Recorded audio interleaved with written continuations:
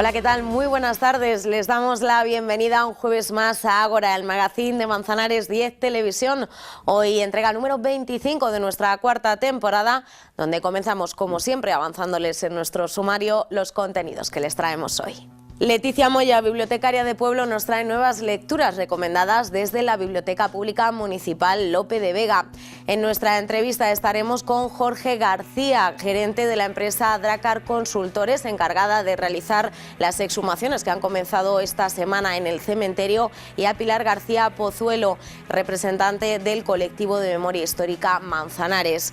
Nueva entrega de las gafas Violeta en colaboración con el Centro de la Mujer de Manzanares. Hoy hablamos del papel de los hombres en el feminismo con José Samper, responsable del área jurídica del centro. Y como siempre, repaso de la agenda cultural con José Carlos Naranjo. Pues estos son los contenidos que les traemos en este Ágora 25 de nuestra cuarta temporada. Comenzamos, como siempre, viajando hasta la Biblioteca Pública Municipal Lope de Vega, donde nuestra querida bibliotecaria de Pueblo, Leticia Moya, nos trae nuevas recomendaciones.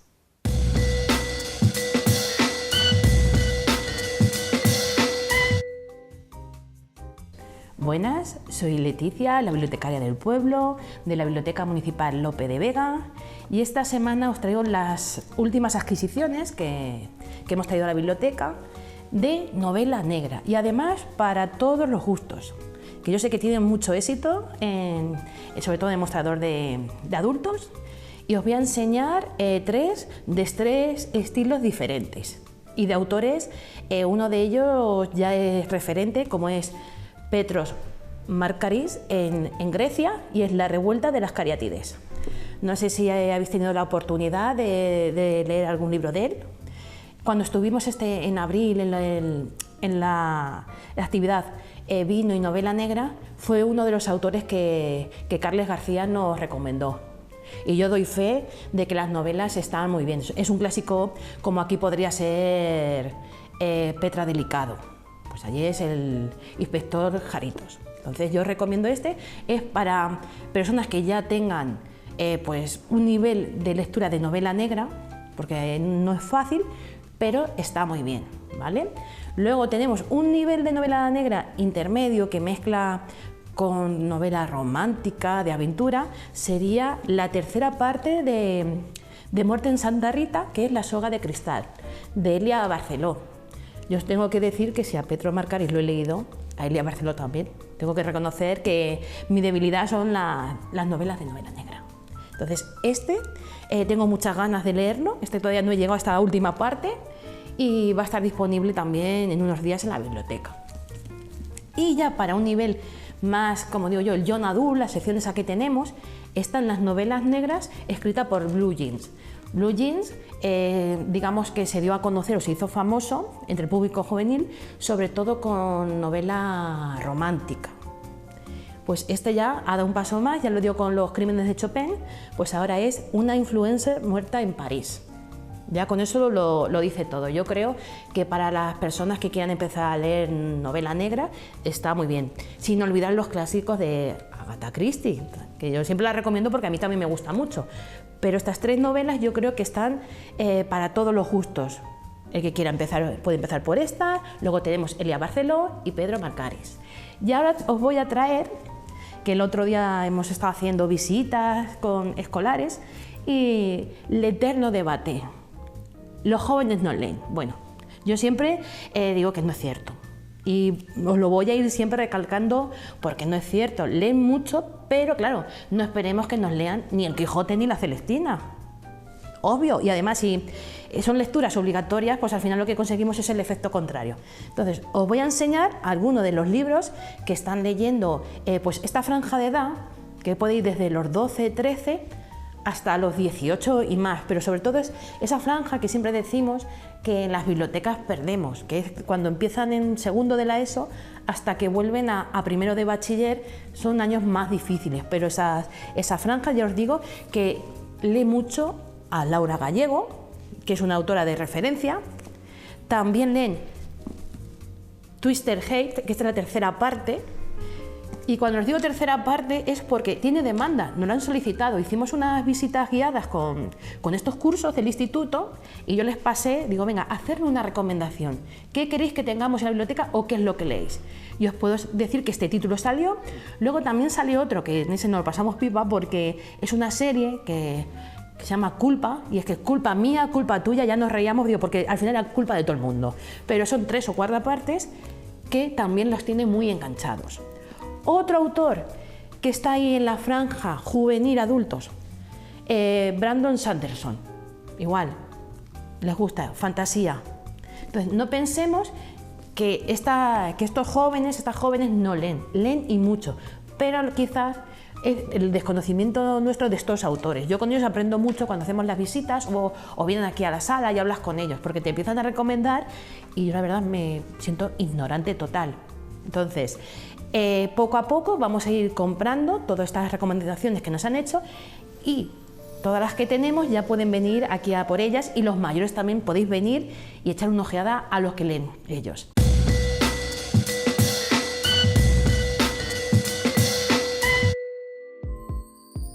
Pues turno ahora para nuestra entrevista y hoy vamos a hablar de los nuevos trabajos de exhumación que han comenzado esta misma semana dentro del proyecto impulsado por el Ayuntamiento y donde se espera recuperar los restos de 89 personas represaliadas por el franquismo. Hoy nos acompañan para hablar de este proyecto y de los que se han llevado a cabo hasta la fecha Jorge García, responsable de la empresa Dracar Consultores, que es la que está acometiendo este proyecto, y también Pilar García Pozuelo, de uno de los familiares que forman parte del colectivo Memoria Histórica Manzanares, para hablarnos también de la labor de este colectivo en nuestra localidad.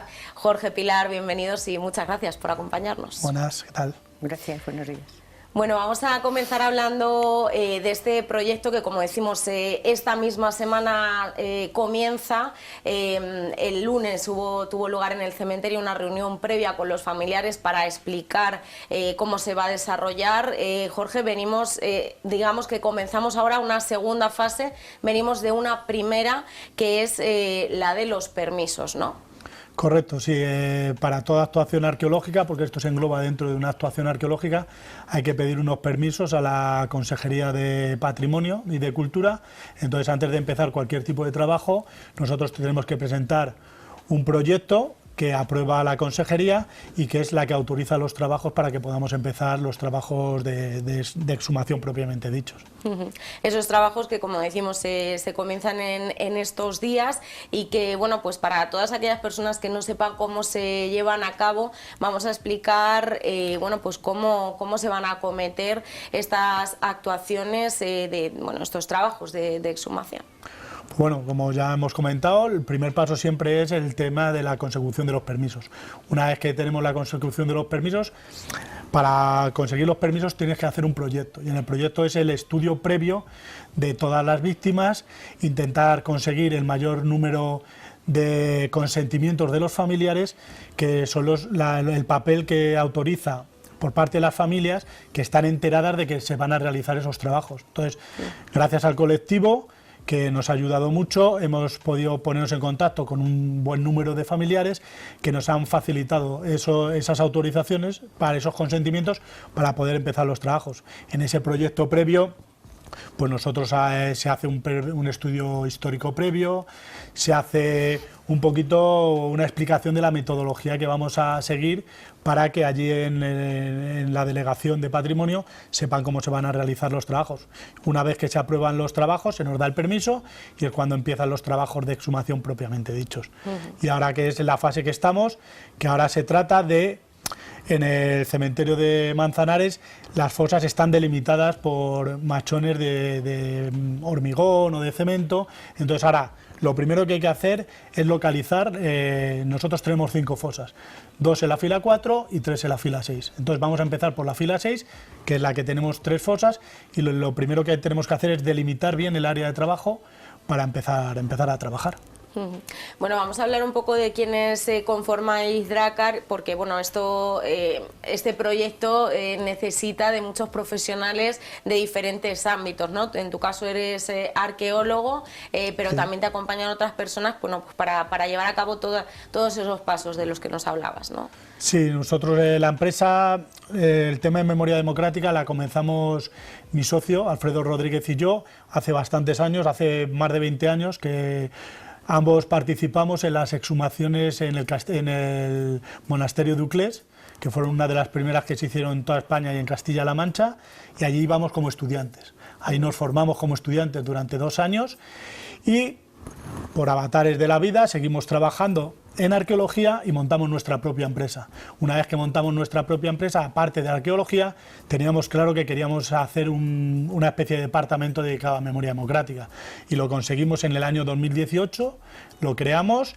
y arrancamos con toda una serie de proyectos. Llevamos más de 25 exhumaciones ya en la empresa. Y principalmente lo que se compone el departamento de memoria democrática son de arqueólogos y de antropólogos. Es decir, tenemos los arqueólogos, nuestro antropólogo, Marcos Sáez, que es arqueólogo y antropólogo, y que es el que se encarga luego de los trabajos de laboratorio. Filippo Scalasi, que también es antropólogo, y después tenemos arqueólogos que hacen trabajos tanto de exhumación como de limpieza de restos. Bueno, y todas esas personas son las que estáis trabajando en estos momentos en el cementerio de Manzanares, llevando a cabo estos trabajos. Decíamos, se espera recuperar los restos de 89 represaliados, pero esto es una previsión en función de los datos que se tienen, ¿no? Luego, imagino que con vuestra experiencia habréis visto en otros trabajos que, bueno, pues que luego no es exactamente lo que se espera y que siempre hay, bueno, pues imprevistos, imagino, ¿no? Sí, no, esto hasta que no abres una fosa no sabes lo que te vas a encontrar. Estamos hablando de que han pasado más de 80 años. Aquí, como en todo, entra el error humano. Entonces, tenemos personas del cementerio que escriben en los registros y muchas veces, casi siempre, lo hacen siempre bien, pero siempre pueden contener algún fallo de a lo mejor equivocarse y haber puesto fila 6, sepultura 1 y realmente están en la 2. Entonces, hasta que nosotros no abrimos, en principio, según registros cementeriales, nosotros estamos buscando 89 personas, pero sabemos que en una fase previa, que en una exhumación previa, hubo pequeñas equivocaciones y aparecieron personas que no tenían que aparecer en esa fosa y otras que yo creo que faltan. Eso todo gracias al colectivo y a mapas de memoria que han estado trabajando, y con todos esos datos puede que, o sea, el trabajo son 89 represaliados, pero hasta que no abrimos la fosa no sabemos lo que nos vamos a encontrar. Bueno, ahora hablaremos también de las fases que van a seguir a esta en la que nos encontramos, pero has mencionado, Jorge, que bueno, todo este trabajo previo de investigación, de registro, pues no sería posible sin el colectivo Pilar, que bueno, pues que todos los familiares que formáis parte de él estáis también en contacto con otros familiares y bueno, y también recopilando todos esos datos, ¿no? Digamos que es un poco vuestra labor, vuestro papel en todo esto. Sí, efectivamente. Nuestra labor primordial y principal ha sido contactar y crear el colectivo Memoria Histórica Manzanares, que surgió allá por el año 2016. Fueron 2 bisnietos, José Luis Gracia y Carlos Maeso, que empezaron con la inquietud y a hacerse preguntas, que eran nietos de 2 represaliados.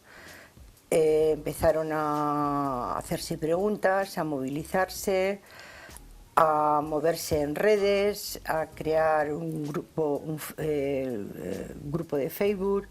Entonces llegaron a contactar con más familias y en el año 2016 se empezó con el primer homenaje en las fechas de noviembre. Entonces allí contactaron con más familias y a partir de ahí se fue expandiendo muy poquito a poco, y ya en el año 2019 fue cuando yo me incorporé, yo los conozco, al colectivo Memoria Histórica Manzanares, Y a partir de esa fecha y antes ya no solamente era hacer homenajes en el cementerio a las víctimas represaliadas, a nuestros familiares, sino que se planteaba el tema de la exhumación de las fosas. Entonces ha sido una labor poco a poco de goteo, de contactos, de difusión, hasta que ya llegamos en el año 2021 con toda la documentación que había por los estudios realizados por Mapas de Memoria, que es quien ha desarrollado todo el tema de las fosas comunes de Ciudad Real. Con la ayuda de ellos y con ARMH, que fue quien llevó a cabo la primera exhumación. Entonces, a partir de ahí, nuestra instancia de los miembros del colectivo, de las familias, movilizándonos y solicitando ayuntamiento las exhumaciones, pues se consiguió la exhumación de esas dos primeras fosas que estaban en la zona llamada de Extramuros, y a partir de ahí se consiguió luego la exhumación de la segunda fosa, que eran 13 represaliados que estaban en la zona de Intramuros, en la fila 6, y a partir de ahí fue surgiendo todo. Si luego quieres, me extiendo más en todo ello. Bueno, esto es un poco la trayectoria que lleváis desde el colectivo, y en estos momentos uno de los mensajes que habéis querido recalcar, tanto desde Dracar como desde el colectivo, también desde el ayuntamiento, es la importancia que tiene el poder recopilar el máximo número posible de familiares. Habéis difundido una lista con todos los represaliados. Sí, perdona. Eso es lo más importante. O sea, desde el primer momento, cuando se crea el blog, en ese blog está el listado de todos los represaliados, de los 271 víctimas documentadas, aunque el total de víctimas en Manzanares estará en unas 285, porque unas 271 fueron fusiladas y otros murieron en la cárcel. Entonces, los que murieron en la cárcel, hay algunos que sí están en fosa individual y otros no sabemos dónde está. Por eso se habla 271, pero que no sabemos lo que nos vamos a encontrar. Entonces, con ese listado que se creó en su momento, buscando en el libro de enterramientos, buscando en la documentación e investigación que tenía hecho Mapas de Memoria, también con fuentes del historiador Bermúdez, pues se creó ese listado general para que todas aquellas familias que entrasen en Memoria Histórica Manzanares y que están fuera pudiesen ver si tenían un familiar ahí. Que de esa manera han contactado muchos familiares con nosotros. Cuando hicimos la exhumación de las fosas de Extramuros, se dio tal altavoz a esas exhumaciones que conseguimos que muchísimos familiares de Manzanares, de La Solana, de Membrilla, y que estaban también fuera, pues contactasen con nosotros. Esa es una de las labores más importantes que tenemos, que es la difusión de aquello, de los listados. Ahora concretamente estamos haciendo mucho hincapié en las 89 víctimas de estas 5 fosas, para que se difunda lo mayor, o sea, lo más posible, porque sabemos que muchos familiares pues emigraron o se marcharon, se provocó un éxodo masivo. Están en la zona del Levante, de Valencia, Cataluña, País Vasco, Zaragoza, Huesca, Sevilla, Madrid. Entonces hay que llegar a ellos por los medios que sea. Y si esas familias tienen a lo mejor aquí parientes en Manzanares, en tercer grado, en cuarto grado, o han mantenido relación con ellos, pues a ver si a través de ellos, si a ellos no les llega a través de esos familiares que quedan aquí, pues les pueden contactar, que de hecho ha ocurrido, y decirles, se están exhumando las fosas donde está vuestro abuelo. Sí, la mayoría de los casos son ya los abuelos. Entonces, para nosotros eso es importantísimo. De estas 89 víctimas que habéis difundido en este listado, ¿cuántos familiares hasta la fecha se han conseguido recabar? Pues algo más del 30%. O sea que todavía queda mucho, ¿no? Que es importante esto también, que se haga esta difusión. Bueno, pues aprovechamos también la televisión para hacerla, porque bueno, yo creo que es importante, ¿no? Es fundamental para poder, bueno, pues darles salida también a todos esos restos, y también de cara a los estudios que nos comentaba Jorge, posteriores, antropológicos y genéticos, que sería pues la siguiente fase, ¿no? Posterior a la que os encontráis realizando en este momento. Sí, ahora mismo, como hemos comentado, estamos en la fase de localización de las fosas.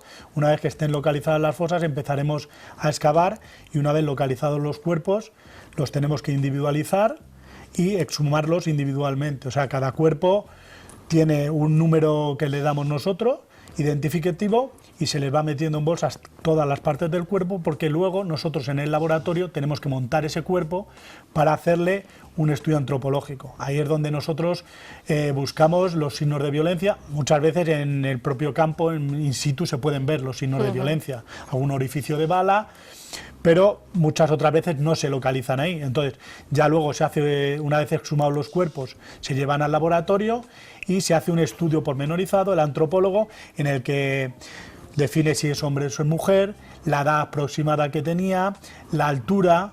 Es muy importante las reuniones que tenemos con las familias, que nos pueden hablar de patologías. Por ejemplo, pues, a mi padre le faltan 2 dedos, porque trabajando en el campo se cortó 2 dedos. Pues eso es muy importante para nosotros, para hacer una identificación que ayude al ADN. Es decir, es una identificación que suele hacer nuestro antropólogo, en el que él dice quién puede ser esta persona que nosotros estamos estudiando. Luego, una vez que se han hecho todos los estudios antropológicos, se seleccionan las muestras que se van a llevar al laboratorio para el ADN. Se comparan con las que hemos recogido de las familias, y entonces es cuando se pueden dar las coincidencias de los cuerpos de los familiares que están vivos con los represaliados. Y ahí ya sería, una vez que ya tenemos cotejado el ADN, la parte final en la que se hará un acto de entrega de los cuerpos que estén identificados mediante ADN. Con respecto al ADN, ¿hay alguna preferencia sobre, bueno, preferiblemente que sea un nieto a que sea un sobrino? Es decir, que haya un familiar cuanto más directo posible, ¿no? Imagino, para poder cotejarlo de la mejor manera. Correcto, cuanto más directo, o sea, cuanto menos saltos demos, por así decirlo. Si tenemos que es su hijo, es mucho mejor a que si es su nieto. Es decir, cuanto menos saltos demos, el ADN es mucho mejor. O sea, la muestra de ADN es mucho más completa. Entonces, ¿qué nos pasa? Que es lo que siempre se ha dicho: si llegamos tarde, lo estamos haciendo, pero se llega muy tarde, porque llevamos 40 años de democracia en España, y estamos, después de 40 años, se están empezando, ya se llevan unos años, pero claro, esto hace 40 años, cuando entró la democracia, pues casi todas las mujeres, casi todos los hijos de estas personas estaban vivos. Claro. Entonces también muchas veces lo que es la historia oral también se nos pierde, porque hay personas que las mujeres sabían perfectamente dónde estaban sus maridos enterrados. Claro. ¿Qué pasa? Que ahora nos encontramos que para la ocasión, aquí por ejemplo en el cementerio de Manzanares está todo como muy bien localizado, muy bien cuadrado, porque está todo registrado por medio de los enterradores y tal, y está todo muy bien. Pero nos encontramos en muchos casos que no es tan fácil, porque es una zona amplia donde a lo mejor hay gente que sí lo sabía, lo iba diciendo, lo ha ido transmitiendo, pero ya no siempre está. se le pierde. Entonces, y al final tú crees que están aquí y están 10 metros más para allá, pero es que 10 metros más para allá en arqueología es mucho terreno, porque tienes que abrir mucho espacio. Entonces, pero bueno, sí, lo fundamental es que cuanto más directos sean los familiares, mejor para el ADN. Bueno, lo decía Jorge, llegamos tarde. Este trabajo de reparación que al final es para lo que se realizan estos proyectos de exhumación, llegan quizá pues más tarde de lo esperado. Es una de las reivindicaciones también que hacen todos los familiares. Imagino, Pilar, como familiar y también habiendo estado en contacto con tantos y tantos familiares, el poder recuperar los restos, el poder dar ese enterramiento digno a tu familiar, yo creo que se consigue mucho, ¿no? Imagino que ese sentimiento de descanso de alguna manera, ¿no? Es un sentimiento muy intenso, muy fuerte, porque los familiares, las víctimas, no han caído en el olvido en el entorno familiar. Se ha transmitido de hijos a nietos. Los nietos han visto cómo han sufrido sus padres o sus madres. Entonces, incluso muchos de los nietos siguen el mandato familiar de encontrar, exhumar los restos de sus abuelos. Incluso todavía tenemos hijos o hijas vivos. Entonces, cuando se le entregan los restos a las familias, es como cerrar el círculo, el duelo. Se produce una gran satisfacción y un gran descanso. Y además, yo creo que se puede seguir avanzando. Es cerrar una etapa. Todos los seres humanos quieren dignificar a sus muertos. O sea, todas las civilizaciones lo han hecho, y el solo hecho de pensar que se encuentran en fosas comunes no dignamente enterrados, sino en muchos casos, bueno, todos. Y sin haber sido reconocidos como víctimas durante mucho tiempo, que eso también es importante, ¿no? Sí. Ese reconocimiento. Sí, sí. Entonces es como restaurar la dignidad de esas personas. Además, mi opinión y desde mi punto de vista es avanzar, es no quedarte atrás, es seguir avanzando, y ese avance, en mi opinión, creo que te hace más libre y más libre, y contribuye a una sociedad más democrática. Hay que cerrar heridas. Sí, muchos familiares con los que hablas,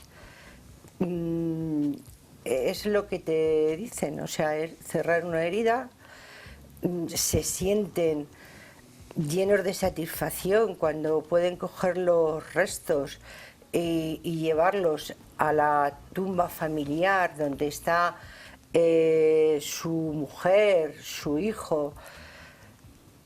En fin, es una gran satisfacción, porque a las familias no se les ha olvidado. Claro. O sea, está en ellas.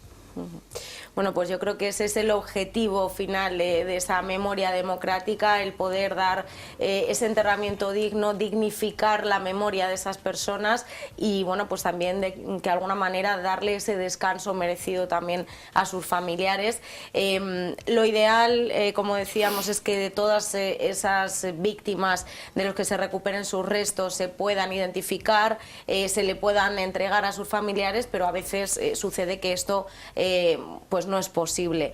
Sí que se ha dicho que se va a habilitar, ¿no?, en el cementerio municipal una zona para todos aquellos restos que o bien no hayan podido entregarse a sus familias o que no tengan donde enterrarlos, ¿no? Efectivamente. El Ayuntamiento de Manzanares, que nos ha apoyado y que ha estado muy receptivo a nuestras peticiones, y además la prueba evidente de ello es que ha asumido el proyecto de exhumación de estas 89 víctimas, también va a asumir el proyecto de exhumación de las 150 que quedarían en la fila 2, que son 8 fosas. Entonces, como él lo tuvo claro prácticamente, o sea, desde el primer momento, con la ley de memoria democrática, lo que no sé si también con la ley de memoria histórica era así, pero con la ley de memoria democrática, en aquellos ayuntamientos donde se encontrasen cuerpos tanto en zona dentro del cementerio como fuera del cementerio, pues había que inhumarlos dentro del cementerio de esa población. Entonces, que no estaban identificados. Entonces el Ayuntamiento de Manzanares lo que ha hecho es un mausoleo con nichos columbarios para poder albergar los cuerpos de todas aquellas víctimas que no pueden ser identificadas porque no tenemos muestra de ADN, o que incluso sean muestras, o sea, cuerpos dubitativos que no se pueden entregar a las familias. Y también ha dado la opción a que aquellas familias que aun estando identificados, pues si así lo desean, se queden allí junto con el resto de sus compañeros. Entonces se ha hecho, ahora mismo hay unos 100 nichos hechos, no sabemos cuánto, ojalá y sea el menor número necesario porque consigamos identificar al mayor número posible de víctimas y que puedan ser entregadas a sus familias y que vayan a sepultura familiar si es su deseo. Entonces, bueno, pues ese es el proyecto asumiendo la ley de memoria democrática. Bueno, pues un largo trabajo el que os espera a Dracar, Jorge, los próximos meses. Nos hablabas de estas fases previas, la fase en la que nos encontramos actualmente, que es la de los trabajos propiamente dichos de exhumación, y posteriormente esos estudios tanto antropológicos como genéticos. Háblanos un poco cuáles son esos plazos que se estiman, porque bueno, sabemos que esto también bueno, pues depende de muchas cuestiones, pero aproximadamente cuáles son los plazos que estimáis. Pues a ver, nosotros hemos calculado que aproximadamente entre 3 y 4 meses queremos que estén todos los cuerpos exhumados y estudiados antropológicamente. Es decir, queremos que para mediados de septiembre ya se hayan sacado todos los cuerpos, se haya hecho el estudio antropológico de todos los cuerpos y se haya podido tomar la muestra genética de los represaliados y enviada al laboratorio. Entonces nosotros calculamos que eso para el 15 de septiembre ojalá puedan cumplirse esos plazos. Yo siempre digo que hasta que tú no eres una fosa no sabes lo que te vas a encontrar, entonces, pero somos optimistas en que esos van a ser los plazos, y ya luego el tema del laboratorio, el análisis genético, depende del laboratorio, porque muchas veces ahora mismo, gracias a que se están haciendo muchos trabajos de memoria democrática, hay muchos represaliados en los laboratorios, entonces no sabemos el volumen de trabajo que puede tener la empresa, entonces bueno, pero vamos, la idea es cumplir los plazos y en septiembre tener los cuerpos exhumados, estudiados antropológicamente y las muestras de ADN enviadas al laboratorio. Bueno, esos trabajos de exhumación dependen de muchas cuestiones, también atmosféricas, imagino. Es decir, si llueve no podéis estar trabajando sobre el terreno, ahora vienen meses de mucho calor. ¿Cómo se organiza esto también para evitar o para intentar cumplir con esos plazos en la medida de lo posible? Pues nosotros al final intentamos, nosotros ahora, como bien dices, aquí hace mucho calor, entonces nosotros vamos a intentar trabajar, empezar a las 6 de la mañana para quitarnos muchas horas de calor. Nosotros tenemos unos focos halógenos que ponemos dentro de la fosa y que nos hacen trabajar como si fuera de día. Entonces nosotros, aunque sea de noche, a las 6 de la mañana aprovechamos la fresca, empezamos a trabajar y terminamos a las 2. Terminamos a las 2 de la tarde porque, dada nuestra experiencia, sabemos que si te pones a comer y luego te pones otra vez a exhumar, porque el trabajo físico en la exhumación es bastante complicado. Entonces nosotros lo que hacemos es hacemos esos trabajos de exhumación y luego por la tarde, claro, todo esto tienes que luego las fotografías, las descripciones, empezar con la memoria. Entonces nosotros hacemos esos trabajos y luego por la tarde ya en el laboratorio o en casa ya hacemos el resto de trabajo. Bueno, y ya como decíamos, después tocará el momento de esos estudios antropológicos, genéticos, esa identificación que esperemos que sea bueno, pues el mayor número posible. Y lo decíamos antes, pero quiero reiterarlo, es muy importante ese llamamiento que se hace tanto desde el Ayuntamiento, desde la empresa, como desde el colectivo Memoria Histórica Manzanares, para conseguir el máximo número posible de familiares. Habéis difundido una lista, nosotros también desde Manzanares 10 Televisión nos hemos hecho eco y bueno, pues aquellas personas que puedan encontrar ahí a alguno de sus familiares no tienen más que ponerse en contacto con vosotros, ¿no? Sí, que se pongan en contacto o bien que se dirijan, lo que ellos prefieran, que se dirijan al Ayuntamiento de Manzanares, que se dirijan al colectivo Memoria Histórica Manzanares o que se dirijan a Dracar Consultores. O sea, eso lo tienen también muy fácil porque se pueden acercar por el cementerio y dar allí sus datos, que Jorge bueno, y el equipo están dispuestos a ello. La colaboración entre todos tiene que ser la máxima, dar las máximas facilidades y que, bueno, que lo hagan y que se acerquen a nosotros y que consigamos localizar al mayor número posible de familiares. Y si nos dan la pista de algún familiar, algún teléfono, pues nosotros también les llamaríamos por teléfono y contactaríamos con ellos. O sea que tienen 3 vías para acercarse a nosotros, Ayuntamiento, ir allí a Dracar o con el colectivo. Bueno, pues anotado queda y bueno, intentaremos también desde la televisión municipal hacernos eco de todo ello para seguir dándole difusión, para conseguir el mayor número posible de familiares y que se puedan identificar el mayor número de víctimas posible. Son 89 las víctimas que se prevé exhumar en las próximas semanas, en los próximos meses en Manzanares. El trabajo que está desarrollando, como decíamos, Dracar Consultores, de la mano del Ayuntamiento, que ha sido quien ha puesto en marcha este proyecto, y con la colaboración constante y ese trabajo y esa labor de investigación, de contacto del colectivo de Memoria Histórica Manzanares. Jorge, Pilar, muchísimas gracias por habernos acompañado, por contarnos todos los detalles de este ambicioso proyecto. Se ha hecho mucho hasta ahora, queda mucho por hacer, sí, y esas heridas hay que dejarlas bien cerradas y sobre todo no repetir nuestra historia, que es a lo que estamos condenados si no lo hacemos. Exacto. Pues Pilar, Jorge, muchísimas gracias por habernos acompañado. Muchas gracias a vosotros. Gracias a vosotros y gracias por el altavoz que nos dais. Pues hasta aquí nuestra entrevista y nosotros continuamos en Ágora.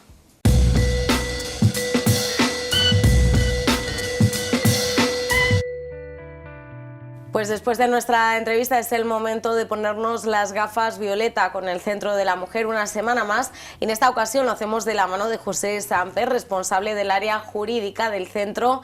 José, bienvenido, muchas gracias por acompañarnos. Muchas gracias a vosotros por dar un espacio para la igualdad. Bueno, en este espacio, como decimos, que damos para la igualdad, siempre nos gusta hablar de diferentes ámbitos, y el tema que nos ocupa hoy, José, es el del papel de los hombres en el feminismo, un tema que ya hemos abordado desde otra perspectiva, hablando en anteriores programas, en la pasada temporada, sobre nuevas masculinidades, y vamos a empezar por ahí, si te parece, para refrescar un poquito a qué hacía referencia este concepto. Bueno, pues sí, como bien hemos tratado en otras ocasiones, para hacer un breve repaso y poner un poco en contexto, las personas cuando nacemos, en función del sexo que nacemos, inconscientemente atribuimos unas expectativas que van aparejadas precisamente a ese sexo. En el caso del varón, que es aquí lo que nos interesa, pues se les atribuye unas expectativas de éxito, producción,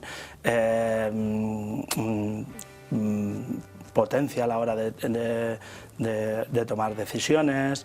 Entonces, todas esas expectativas se traducen a una serie de mandatos de género. Y en el tema del varón, pues es ser proveedor, o sea, ya tienes que ser una persona que sea capaz de proveer a las personas de tu alrededor. También ser proveedor, que se viene a decir omnipotencia, proveedor de soluciones a terceras personas, ¿vale? Y que si de manera... luego puede haber desviaciones, que las tomas esas decisiones de manera unilateral, ¿vale? Que entonces ya vamos entrando en esa resolución de conflictos que toma el varón. ¿Qué otras cosas? La potencia a la hora de cómo vivimos nuestras relaciones sexuales. Y bueno, pues todos estos mandatos de género, pues en función de cómo lo llevemos a cabo, puede incluso autodestruirnos o no tener unas relaciones sanas alrededor. Bueno, el feminismo de lo que se encarga, entre otras cosas, es de acabar con estos mandatos de género, y de hecho cada vez son más hombres los que se sienten menos cómodos con esa masculinidad hegemónica, con esa manera de entender su sexo, su género, y sobre todo también, bueno, pues por esa limitación que se impone a la hora de, por ejemplo, mostrar las emociones, que es algo que se atribuye mayoritariamente a las mujeres. Frente a esa masculinidad hegemónica aparecen una respuesta a esto, ¿no? A esta masculinidad hegemónica o a esta manera de ejercer de atribución de roles, al final lo que aparecen es que tenemos una serie de privilegios. Los varones no ganados, simplemente por el mero hecho de ser varón, tenemos una serie de privilegios. Esos privilegios se manifiestan pues, en la familia. Tenemos un papel preponderante, somos proveedores, y en el uso y en la distribución de tiempos, precisamente, pues somos beneficiados. Desde los momentos en los que comenzamos en la vida en familia, en la fase más joven, pues, ¿qué sucede? Que se nos pide menos uso del tiempo en la corresponsabilidad, lo cual es un privilegio ya en sí, y se exige más a otras personas.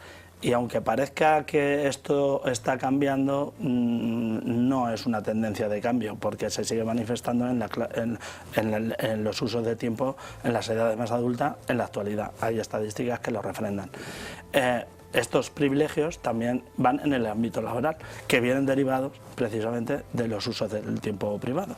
Si usas, aunque no sean reales, y sean, pero así se perciben, a la hora de optar a un puesto de trabajo, nos es mucho más fácil ser el candidato elegido, y a la hora de ascender somos mucho más fáciles de promocionar en determinados puestos. Y eso es otro privilegio que podemos tener. A nivel social también se manifiestan esos, precisamente también de los usos de tiempo, cosa que la corresponsabilidad yo creo que es una donde tenemos que verter no ya solo la acción de poder coger y cambiar el rumbo de todas las vidas de las personas de nuestro alrededor, sino es una manera de empezar a ir cediendo espacios. En lo social, ¿qué es lo que pasa? Que también al usar menos, al estar programados los tiempos de otra manera, pues nosotros disponemos más del espacio público. Y además por todas estas expectativas y mandatos de género, ese uso de los espacios públicos los hacemos de una manera muy llamativa. O sea, hay en situaciones donde en un aforo de personas 50-50, de 50% hombres, 50% mujeres, los hombres rompen ese silencio para hacer preguntas, que de la misma manera y del mismo interés puede ser de las mujeres, pero no irrumpen en el espacio público de la misma manera que lo solemos copar los hombres. En este sentido, como decías, esa utilización del tiempo y también ese espacio en la vida pública y privada entre las mujeres y hombres, que siempre ha habido esa diferencia de la que nos hablabas, el feminismo apuesta que el camino hacia la igualdad tiene que pasar por una cesión de privilegios, es decir, una renuncia por parte de los hombres a estos privilegios que, como tú nos comentabas, son los que les otorga esta masculinidad hegemónica, ¿no? Cierto, pasa por ceder privilegios, y esos privilegios solo vamos a hacer, porque obviamente si no tienes una contrapartida es muy difícil, o que vea una contrapartida, es difícil que una persona abandone sus privilegios, ¿vale? Es una cuestión pura matemática. Vamos a ver, ¿por qué nos puede llegar a interesar ceder en esos privilegios? Bueno, pues porque llevan aparejados unas cargas, los privilegios no vienen gratis. Si un varón deja de ser proveedor, entra en una espiral autodestructiva. Hay muchísimos divorcios que han acontecido en la época de crisis económica que tuvimos en el año 2008-2009, cuando el varón se sintió incapaz de abordar el proveer a la familia de los recursos más básicos, pues hubo muchísimos divorcios, hubo muchísima crisis destructiva dentro del varón, pues todo esto repercute. Esto lo tomo como ejemplo, pero es que puede pasar, podemos conocer a individuos alrededor nuestro donde cuando compañeros en los que han perdido la capacidad de proveer y entran en una depresión. Bueno, es tan fácil como coger, retomar las riendas y decir, bueno, ahora se ocupa mi mujer, ahora yo me puedo ocupar del hogar, ¿vale? Y no sentir que pierde nada, porque realmente no pierde nada. O sea, al final lo importante es sacar el proyecto en común.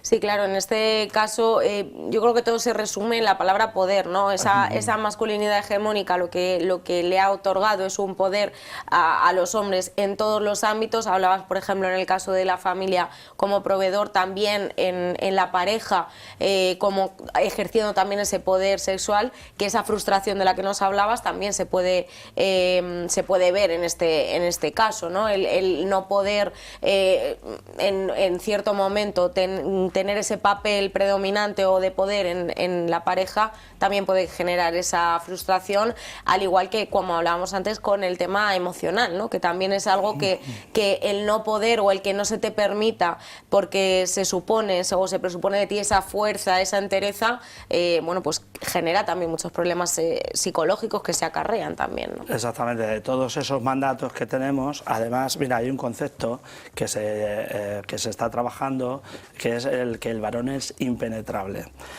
No ya solo desde el punto de vista físico, en el que no me voy a detener, pero también desde el punto de vista psicológico. Hay una estadística, en España en el año 2022 fallecieron por suicidio más varones, muchos más varones que mujeres, ¿vale? Pues esto es un indicador claro de que el varón tiene menos herramientas para afrontar en un momento de crisis mental cómo resolver esa situación. Claro. ¿Por qué? Porque tiene muchísima carga de mandatos. No quiero coger y victimizar a los hombres por el mero hecho de ser hombres. No, además no se trata de eso. Pero sí que hay que estar atento a lo que nos viene del feminismo, porque nos puede venir muy bien. Y esa es, dentro de que estábamos comentando antes, de qué razones para ceder privilegios, pues esa es una de ellas y muy clara, ¿vale? A la hora de aprender a gestionar nuestras emociones, porque antes se nos pedía ser duros como piedras y ahora pues podemos coger y estar más en contacto con saberlas reconocer, saber reconocer las de terceras personas, saber reconocer las nuestras y trabajarlas. Y una vez interiorizado todo esto y entendiendo como hombres los beneficios también que puede suponer el feminismo para vosotros, ¿cuál es el papel que han de cumplir? ¿Ser aliados o ser una parte activa de esa lucha por la igualdad? Bueno, ahora aquí tenemos que distinguir dos cosas. En el feminismo, el sujeto político es la mujer. ¿Por qué? Porque lo que pide es que se haga igualdad removiendo los obstáculos del patriarcado, de este androcentrismo que ahora tenemos en la sociedad, ¿vale? Y que ha sido así por los tiempos. Entonces, ahora mismo, en ese movimiento feminista, lo primero debemos ser siempre aliados, es decir, dejar hacer a las mujeres como protagonistas y como promotoras del cambio, escuchar a lo que dicen y no estorbar. Eso es como aliado. ¿Podemos ser protagonistas? Podemos ser protagonistas. Podemos ser protagonistas en cuanto a lo que nos están pidiendo que hagamos, lo escuchemos y hagamos esa cesión de privilegios. La cesión de privilegios tiene que ser, para que la gente no se confunda, de los privilegios no ganados, simplemente por el mero hecho de ser, porque de los privilegios que has ganado a lo largo de tu esfuerzo profesional y tu trabajo, ¿vale? Hasta el momento, pues, debes de hacerlos valer. Pero sobre todo, lo que debes de premiar y tener en cuenta en el mérito es de aquellas mujeres que han ganado con su trabajo y su valor y con su esfuerzo, han llegado a determinadas posiciones y no minusvalorarlos, porque muchas veces se cuestiona que a lo mejor es por el cupo. Pues a lo mejor no es por el cupo, a lo mejor por el cupo hay otra gente que no debería de estar, ¿vale? Entonces, bueno, básicamente es como promotores podemos hacer eso. Y ahora, que esto es una idea, bueno, ni siquiera se ha trabajado mucho en ella, es cuando en la igualdad el varón sea el sujeto político. Esto es decir, que esto lo tendremos que hacer los hombres, no, y ellas tendrán que ser aliadas. Pero entonces habrá que construir un movimiento, el del virismo, en donde el sujeto político del cambio a la igualdad sea el hombre, ¿vale? Pero que de momento, donde está toda la carga y quienes están soportando todo el peso de la desigualdad, ¿vale? Es la mujer. No podemos decir otra cosa. Y que el hombre lo único que puede hacer es aprovechar esta ola para quitarse de aquellas otras cargas que no le están beneficiando para nada en los cambios actuales. Por lo menos, por ejemplo, en entender la sexualidad, ¿vale? La sexualidad habrá que deconstruirse para tener relaciones amorosas sanas. Bueno, pues queda mucho camino todavía por conseguir, pero bueno, yo creo me quedo con algo de lo que has mencionado. La mejor forma de apoyar es no molestar, es no estorbar, ¿no? De alguna manera y dejar hacer. Entonces, bueno, yo creo que ese es el mejor mandato que nos podemos llevar de esta sección, el mejor consejo y sobre todo, bueno, pues siempre entender que la igualdad nos viene bien a todos y a todas, no solo a nosotras. José Samper, muchísimas gracias por habernos acompañado en esta nueva entrega de Las Gafas Violeta con el Centro de la Mujer. Como siempre es un placer poder seguir aprendiendo de vuestra mano y seguir concienciando, que es lo más importante. El placer es mío, muchísimas gracias a todos los televidentes.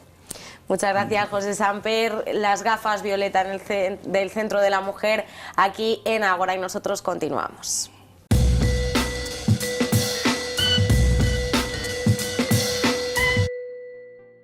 Pues llega el momento ahora de repasar la agenda cultural del fin de semana y lo hacemos como siempre de la mano de José Carlos Naranjo. Jocán, bienvenido. Muy buenas, una Irene. semana más ahora. ¿Cómo estás? Pues muy bien, con muchas ganas de que me cuentes porque creo que tenemos un fin de semana completito una vez más, Sí, no paramos. Hace buen tiempo y nos vamos de romería. Es la romería de San Isidro este fin de semana y es uno de los actos que va a marcar los próximos días, como también el Día de los Museos, Irene, porque se celebra el sábado y tenemos citas tanto mañana como sobre todo el sábado, así que si quieres traer detalle. Pues vamos a ello, venga. Vamos a empezar, si te parece, por el Día de los Museos, que vamos a ver aquí el cartel, que tenemos numerosas actividades, tenemos visitas guiadas, conferencias, un taller infantil, un skate room y un concierto, así que vamos a ir poco a poco. Empezamos por la cita de mañana viernes a las 8 de la tarde en Casa Malpica. Tenemos, ahí lo estáis viendo, la conferencia Las disputadas aguas del río Azuer a su paso por Manzanares en el antiguo régimen, y estará a cargo del profesor de Historia Moderna de la Universidad de Castilla-La Mancha, Francisco Javier Moreno Díaz del Campo. Eso será un aperitivo del Día de los Museos que se celebra el sábado y tenemos un montón de actividades. Por ejemplo, tenemos el escape room que os hemos comentado, que va a ser en el Centro Cultural Ciega de Manzanares y se titula El último diseño de Manuel Piña.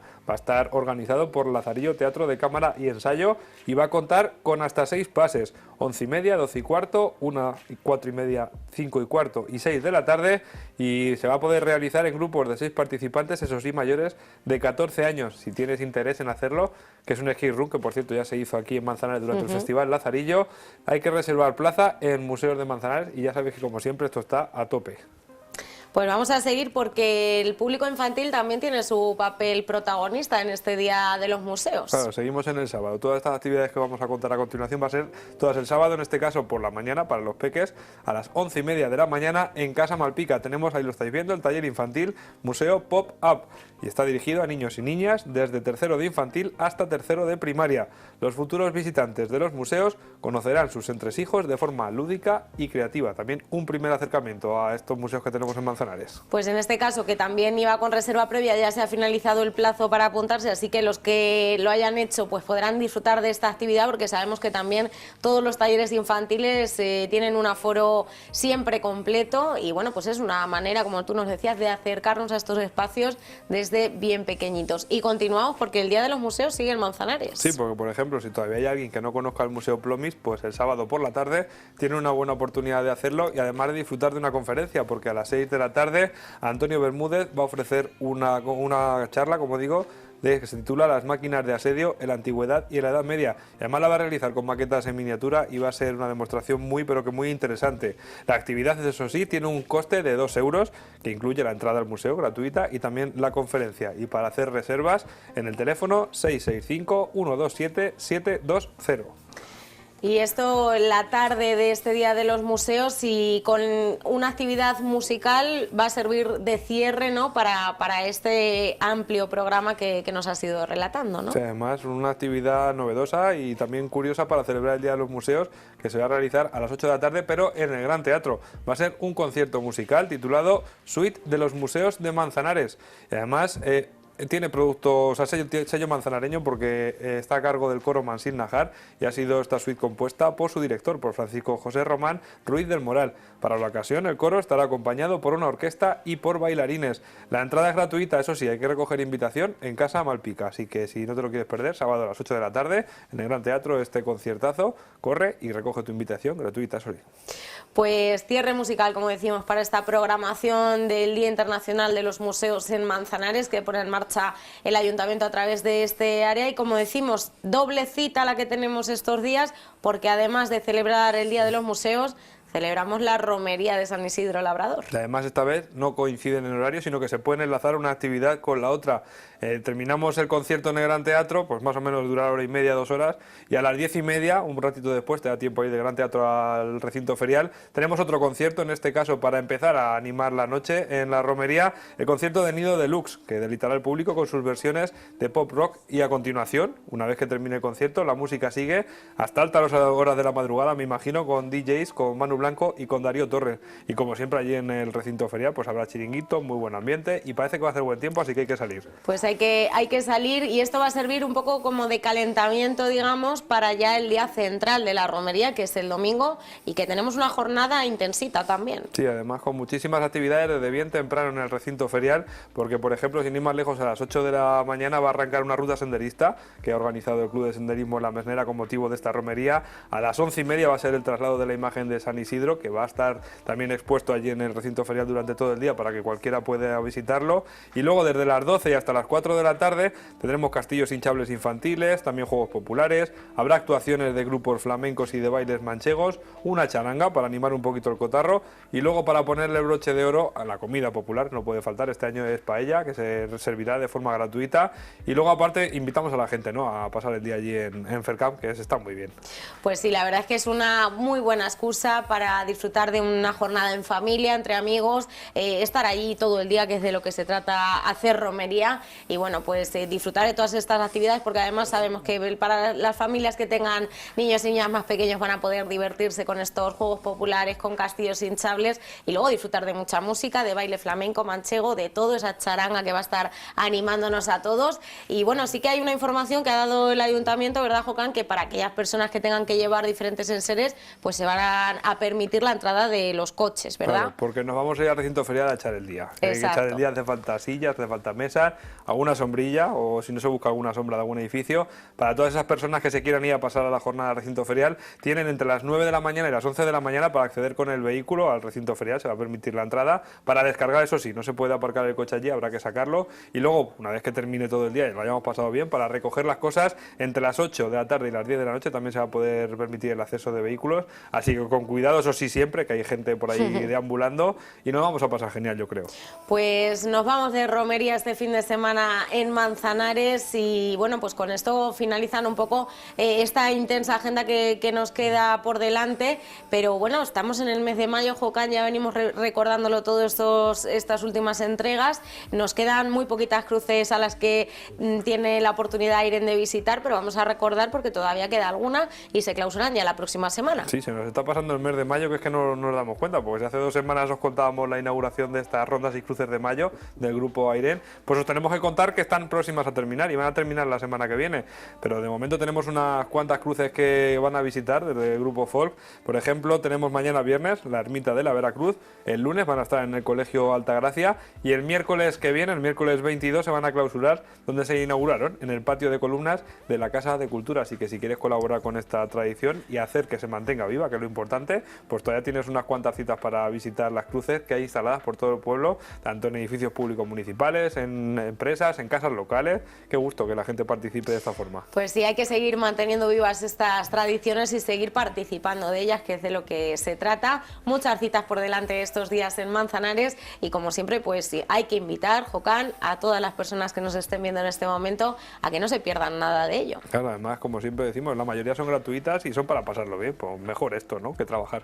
Pues sí, lo mejor, eso desde luego. Así que nada, nos vamos a celebrar el Día de los Museos, nos vamos de romería y a visitar las cruces de mayo. Muchísimas gracias, José Carlos Naranjo, una semana más. Nos vemos la semana que viene.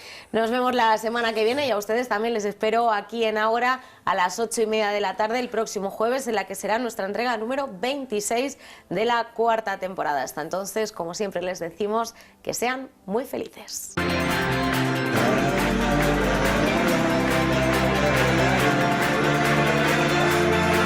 So light underneath the stormy sky.